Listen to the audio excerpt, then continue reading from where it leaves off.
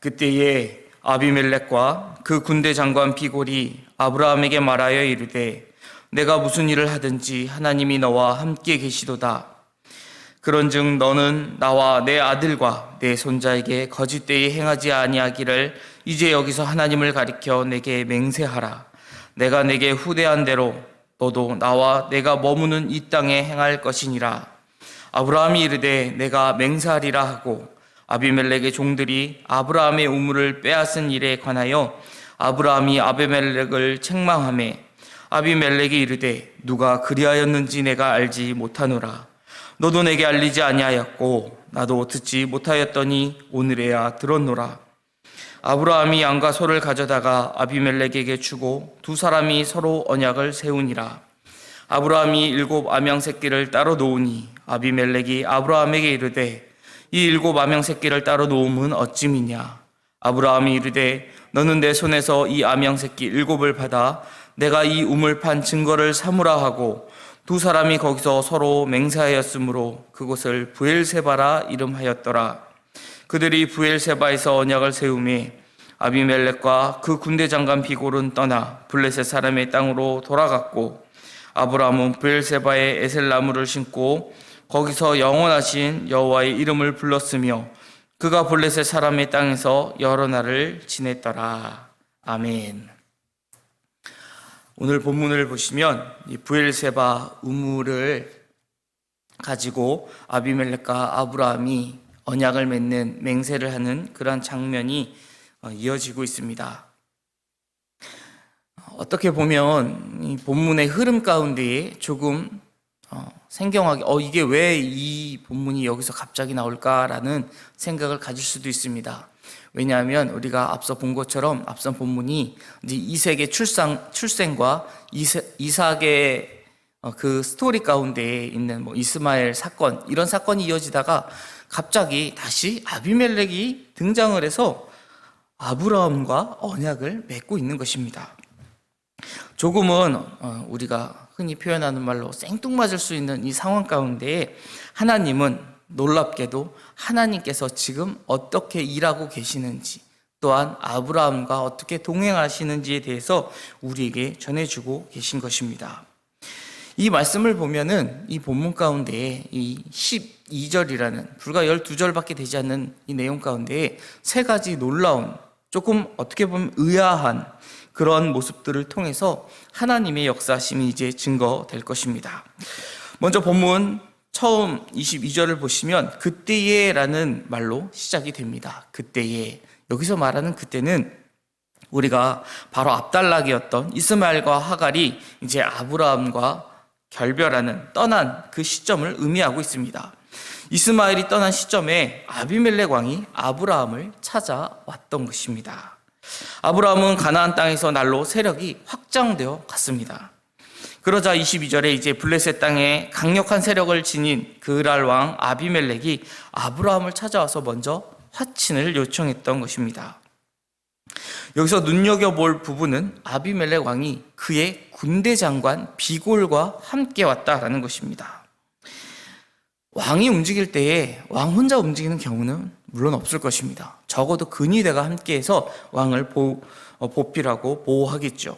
그런데 지금 군대 장관이 함께 움직였다라고 하는 것, 그 당시에 왕이 군대 장관과 함께 동행하여 움직였다라고 하는 것은요, 전쟁을 치른다거나 혹은 전쟁을 할 만한 상대에게 동맹이나 불가침 조약을 맺는 경우가 많았다고 합니다. 본문 내용도 이를 통해 지금 아비멜렉 왕이 아브라함에게 와서 동맹을 맺고, 그리고 그 동맹이 단순히 화친뿐만 아니라 상호 불가침 조약이다라는 것을 우리에게 보여주고 있습니다. 자, 먼저 첫 번째 등장하는 이 조금 이상한 부분입니다. 여러분은 어떻게 느끼십니까? 아비멜렉이 지금 군대 장관을 거느리고 와서 아브라함에게 화친을 요청하는 것입니다. 이상하지 않습니까? 군대 장관을 보유하고 있는 강력한 힘을 갖고 있는 왕이라는 것이죠. 병사가 몇 명 있다라고 해가지고 군대 장관을 세우지 않습니다. 병사가 한 10명인데 너는 군대 장관을 하고 9명은 군사를 해라. 이렇게 말하는 사람이 누가 있습니까? 적어도 어느 정도 규모의 군대가 있기 때문에 그 군대에 장관을 세웠다라는 것을 우리가 생각해 보건대, 지금 아비멜렉이라는 왕은 상당한 세력을 가지고 있는, 힘을 가지고 있는 왕이라는 것입니다. 그런데 그런 사람이 아브라함을 찾아와서 화친을 요청했다라는 것이죠. 아브라함은 어떤 사람입니까? 우리가 보면 어떻게 그랄 왕의 입장에서 본다라고 한다면 지금 아브라함은 거류민에 지나지 않은, 어찌 보면 나그네에 불과한 사람이라는 것입니다. 그런데 강한 세력을 가지고 있는 왕이 한 거류민을 찾아와서 나와 화친하자고, 서로 전쟁하지 말자고 상호 불가침 조약을 맺는다라고 하는 것은요, 결코 일반적이지 않은 상황이라는 것입니다. 그렇다면 왜 아비멜렉은 지금 아브라함을 찾아와서 이러한 동맹을 맺으려고 하였을까요? 그 이유는 본문 22절 하반절에 등장하고 있습니다. 아비멜렉이 아브라함에게 이렇게 말합니다. 내가 무슨 일을 하든지 하나님이 너와 함께 계시도다. 아비멜렉이 아브라함과 동맹을 하려고 하였었던 이유는 그의 눈에 지금 하나님께서 아브라함과 함께 계시는 것이 보였기 때문에, 그것을 알았기 때문입니다. 아비멜렉이 무엇을 보았기에 하나님께서 지금 아브라함과 함께 하시는지에 대해서는 안타깝게도 성경 본문은 우리에게 전해주고 있지 않습니다. 하지만 아비멜렉이 내가 무슨 일을 하든지라는 그 표현에서 우리는 아브라함의 행동이 오랫동안 성공적이었구나라는 것을 볼 수 있습니다. 지금 이러한 고백이 이방인의 입을 통해서 고백되고 있는 것입니다. 사실 오늘 본문에 있어서 가장 중요한 포인트가 이 22절의 이러한 고백입니다. 아브라함에게 아비멜렉이 한 이 말, 하나님이 너와 함께 계시도다. 가장 중요한 부분입니다. 우리가 지나온 그 아브라함의 여정을 한번 생각해 본다면, 아브라함은 하나님의 부르심을 받아 고향을 떠나 먼 곳으로 이주해 왔습니다. 그런데 기근을 만나서 애굽으로 내려갔었고, 거기서 다시 이 가나안 땅 그랄에 이주를 하였지만 아직은 하나님께서 약속하신 그 땅에, 언약의 땅에 이주하여 살지는 못하였고, 지금 그랄이란 이 땅에 거주하며 아비멜렉의 영향권 아래 살아가고 있었던 것입니다. 짧게 설명하였지만 아브라함이 12장에서 그 고향을 떠나 지금까지 얼마나 많은 삶의 굴곡을 겪으며 살아왔는지 우리는 쭉 보아왔습니다. 그런 아브라함의 삶을 우리가 생각하건대, 과연 그런 삶의 굴곡을, 어려운 순간들을, 고난의 순간들을 겪은 이가 정말 하나님과 함께 하는 것일까라는 그러한 의문을 우리는 제기할 수 있다는 것이죠.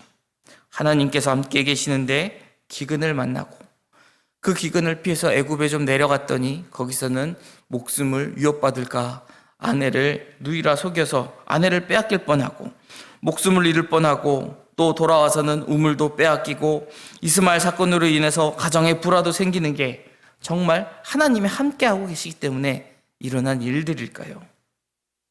이런 의문을 성경은 이렇게 명확하게 대답하고 있습니다.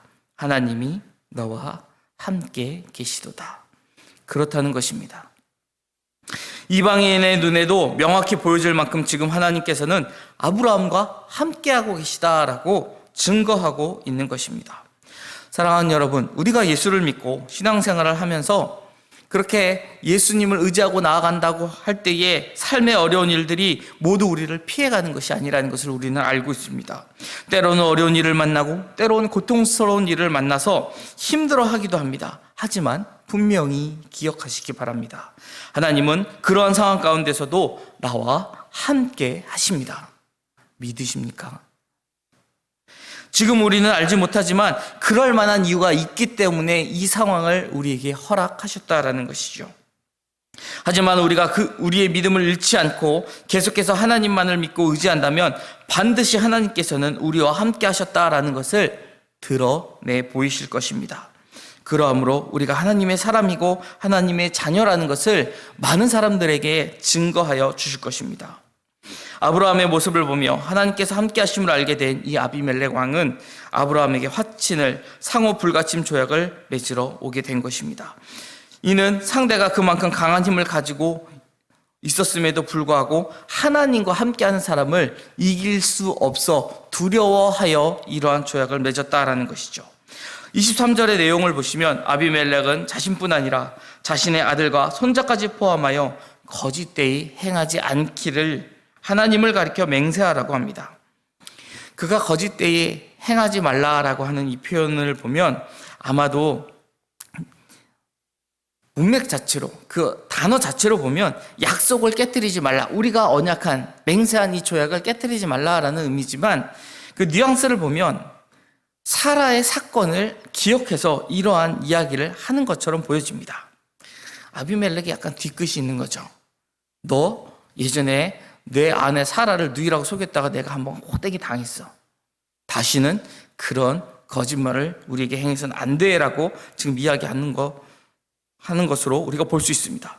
아비멜렉은 그만큼 지금 하나님을 두려워하고 있다는 것이죠. 경험해 보았기 때문에 하나님이 얼마나 두려운 분인지 알고 있다는 것입니다. 이처럼 우리가 이런 모습을 보면은 하나님을 우리가 얼마나 또 믿고 나아가야 되는지, 또 하나님을 믿는 사람이 행동 하나하나를 얼마나 조심해야 하는지 우리가 이 짧은 구절 안에서도 볼 수가 있습니다. 또 아비멜렉은 내가 내게 후대한 대로, 이 후대했다라는 건 역시 앞서 그 20장 14절 이하의 그 사라의 사건을 지금 의미하는 것으로 보여지는데, 그때 아비멜렉이 하나님 앞에 그 계시의 말씀을 듣고 나서 두려워할 때에 아브라함을 책망하지 않았습니다. 얼마든지 너가 왜 그런 거짓말을 하여 나에게 이런 위험을 안겼느냐 하고 그를 벌하는 것이 아니라 도리어 그에게 선물을 주고 자신이 통치하고 있는 이 그랄 땅에 거주할 수 있는 자유를 허락했었던 일을 지금 다시 상기시키고 있는 것이죠. 내가 그랬던 것처럼 아브라함도 이와 같이 이 땅에 행하라고 이야기하고 있는 것입니다. 아브라함이 자신의 땅에서 점점 왕성하여 가는 것을, 더 번창하여 가는 것을 보면서 아마도 그가 쉽게 내 땅에서 이주하진 않을 것이다 라고 생각하였기에 지금 아비멜렉 왕은 이러한 요구를 한 것입니다. 이러한 요구의 24절에서 아브라함은 그렇게 내가 맹세하겠다라고 말합니다. 그런데 25절에 보면은 아비멜렉의 종들이 자신의 우물을 빼앗은 일에 대해서 아비멜렉을 책망하는 그러한 아브라함의 이야기가 등장을 하고 있습니다. 그러자 또 26절에는 아비멜렉이 그 이야기를 듣고 누가 그런 일을 했는지 나는 알지 못한다. 그리고 그런 일을 당했을 때 너도 나에게 말을 하지 않았기 때문에 나도 이제서야 그 이야기를 들었을 뿐이다 라고 약간 변명하는 그런 느낌을 우리가 받게 됩니다. 자, 두 번째 이해되지 않은 놀라운 점입니다. 지금 아브라함이 아비멜렉 왕을 책망하고 있습니다. 한 거류민이 그 지역의 왕을 책망한다라는 것이 우리가 쉽게 이해가 되는 상황이겠습니까? 그렇지 않다라는 것이죠. 지금 이 구절 가운데에 우리는 아브라함의 위치가 얼마나 변화되었는지를 우리가 확인할 수 있는 것입니다. 아브라함이 이제 내가 하나님과 함께한 사람인 걸 알았어? 좋아. 그럼 나도 지금까지 쌓여있던 모든 걸 내가 너에게 다 퍼붓는다. 내가 보복하리라, 복수하리라, 이런 마음을 갖고 있는 것이 아닙니다. 지금 아브라함은 이 아비멜렉과 화친 조약을 하면서 기존에 있었던 일들이 혹여라도 불거져서 불화를 일으킬 만한 상황들을 다 청산하고 가고자 하는 것입니다. 이 일에 대해서 서로가 이해를 하고 이제 모든 불미스러웠던 일을 청산하며 아브라함과 아비멜렉은 양과 소를 가져다가 서로 언약을 세웁니다. 우리가 이 시대를 살펴보면 이 동물의 사체를 반으로 쪼개서 그 사이를 지나감으로 언약을 세우는 광경을 종종 목격할 수 있는데, 그 사이를 지나갔다라고 하는 것은 누구든 이 언약을 깨면 이 동물과 같이 죽임을 당해도 된다라는 의미를 갖고 있다고 합니다. 자, 그리고 28절 이하에 브엘세바 언약도 세우게 됩니다.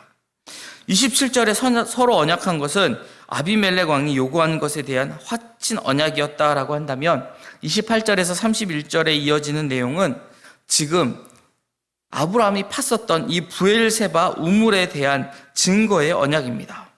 아브라함이 7 암양 새끼를 따로 놓는 것을 보고 아비멜렉 왕이 물었습니다. 왜 그 7 암양 새끼를 따로 두는 것이냐? 여기에 대해 아브라함은 일곱 암양 새끼를 내게서 받음으로 내가 이 우물을 판 증거를 삼으라고 이야기합니다. 이 대화에서도 사실 하나님께서 아브라함과 함께 하고 계신다라는 것을 우리에게 증거하고 계십니다. 이게 바로 세 번째 우리가 쉽게 이해하지 못할 상황인 것입니다. 본인이 판 우물을 본인이 재물까지 주면서 선물까지 주면서 내게 증거를 삼으라고 하는 상황이 조금 이해 안 된다라고 생각할 수 있지만 사실 그것보다 더 이해되지 않는 것은 그 시대 그 상황에 우물을 내어준다라는 것이 이해되지 않는다라는 것입니다. 이스라엘 땅은요, 물이 굉장히 귀한 척박한 땅입니다. 거기서 우물을 얻었다라고 하는 것, 쉽게 우물을 땅을 판다라고 해서 얻을 수 있는 것도 아니지만 아브라함은 우물을 얻게 되었다라는 것입니다. 앞서 본 것처럼 아비멜렉의 종들이 아브라함의 우물을 빼앗은 적이 있었다라는 그 본문을 감안해 볼 때 아브라함이 우물을 얻은 것은 비단 이번 처음이 아닐 것입니다. 판다고 나오는 우물이 아니지 않습니까? 그럼에도 불구하고 아브라함이 이렇게 쉽게 우물을 얻었다라는 것은 하나님께서 그에게 은혜를 베푸셨기 때문입니다. 뿐만 아니라 더 큰 것은 당시 물이 너무나도 귀한 자원이었기 때문에 얼마든지 왕은 우물을 차지할 수 있었다라는 것입니다. 하지만 아비멜렉은 하나님께서 그와 함께 하셨음을 알았기에 아브라함의 말대로 암양새끼 7을 받으며 서로 맹세하고 그 우물이 아브라함의 것이다라는 것을 인정하고 다시 블레셋 사람의 땅으로 돌아간 것입니다. 아비멜렉이 떠나고 아브라함은 브엘세바에서 에셀나무를 심고 거기서 영원하신 하나님의 이름을 부릅니다. 그리고 블레셋 사람의 땅에서 여러 날을 지냈다라는 설명으로 오늘 본문이 끝이 납니다. 오늘 이후에 이어지는 부분의 내용이 이삭의 번제 사건인 것을 우리가 감안해 본다면 아브라함의 적극적인 그 순종의 비밀, 하나님께서 아브라함과 함께 하신 그 이유가 바로 33절 때문이다라는 것을 우리는 확인할 수 있습니다. 아브라함이 자신이 100세가 되어서 얻은 언약의 유일한 아들, 그 이삭을 바칠 수 있었던 믿음은 결코 하루아침에 만들어진 것이 아니라는 것이죠. 믿음의 조상으로 자리 잡기까지 아브라함은 수없이 많은 실수를 하였었습니다. 그렇지만 아브라함은 자신의 연약함을 통해서 하나님은 오히려 당신의 전능하심을 보여주셨다라는 것을 경험하였기에 더욱더 하나님을 붙잡을 수밖에 없었고 하나님을 의지하고 하나님을 믿고 나아갈 수밖에 없었습니다. 그럴 때마다 아브라함은 하나님께 경배를 하며 하나님의 살아계심을 증거하였던 것입니다. 사랑하는 여러분, 비록 우리가 인생 가운데 어려운 시간을 만나고 고통의 시간을 만난다 할지라도 우리가 신실하신 하나님만을 바라보기를 원합니다. 때로는 우리의 연약함으로 실수하고 넘어진다 할지라도 그럴 때일수록 더욱 하나님을 의지하기를 원합니다. 신실하신 하나님을 믿는 믿음의 사람을 히브리서 11장의 히브리서 기자는 세상이 감당할 수 없는 사람이라고 표현하였습니다. 우리에게 약속을 주시는 하나님은 우리에게 그 약속을 성취하라고 요구하지 않으십니다. 우리의 인생을 친히 주관하시며 그 약속이 성취되는 영광스러운 그 과정에 우리더러 참여하라라고 말씀하시는 것입니다. 하나님께서 지금 친히 핸들링 하시겠다라는 것이죠. 우리는 그런 전능한 하나님을 믿으며 때로는 그러한 상황을 만난다 할지라도 하나님의 은혜에 감사하며 영원하신 하나님을 찬양할 수 있는 거룩한 성도 되기를 간절히 소망합니다. 기도하겠습니다.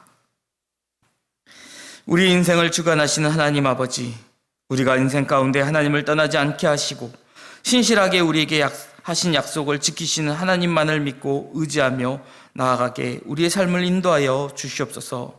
모든 말씀 우리 주 예수 그리스도 이름으로 기도드립니다. 아멘.